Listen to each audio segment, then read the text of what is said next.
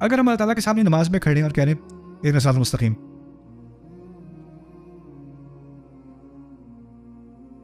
मांगने में रवैया भी होता है कि नहीं होता? आपके बच्चे आपके पास आके कहते हैं मुझे 500 चाहिए, मुझे 1000 रुपये चाहिए, गाड़ी चाहिए मुझे। जिस तरीके से मांग रहा है, मांगने देने का दिल नहीं जाता।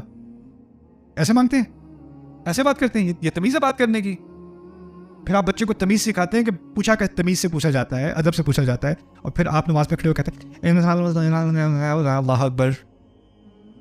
उसको तो तमीज़ सिखा दी कि मुझसे कैसे पूछते हैं, और जिस तरीके से हम अल्लाह से पूछते हैं इहदिना सिरातल मुस्तकीम। यानी अगर हम वाकई प्यासे हैं, अगर जैसे जिस्म में प्यास होती है और इंसान पानी मांगता है, अगर वाकई दिल में प्यास है और अल्लाह से हिदायत मांग रहे हैं, तो इन अल्फाज को जब तक हम दिल से नहीं कहेंगे ना, इसका कोई असर नहीं है, इसकी कोई अहमियत नहीं है। ये सिर्फ अल्फाज ही रहेंगे फिर, जो हम दोहराते रहेंगे। यह है इहदिना। अब इससे आगे, बल्कि इसकी जज़र के एतबार से एक बड़ी खूबसूरत बात है। असल में अरबी का लफ्ज़ हुदा हदिया से मुताल्लिक़ है। हदिया उर्दू में भी इस्तेमाल होता है, नहीं? किसके लिए? तोहफे के लिए। हिदायत का तोहफे से क्या ताल्लुक़ है? अरब सहरा में कभी गुम जाए ना, सहरा में अगर गुम जाए, सहरा की मुश्किल ये है कि अगर आप एक दफ़ा गुम गए तो आपको लगेगा आप सीधी लाइन में जा रहे हो, लेकिन आपको पता भी नहीं चलेगा आप घूम के वहीं पहुंच जाओगे जहाँ शुरू हुए थे।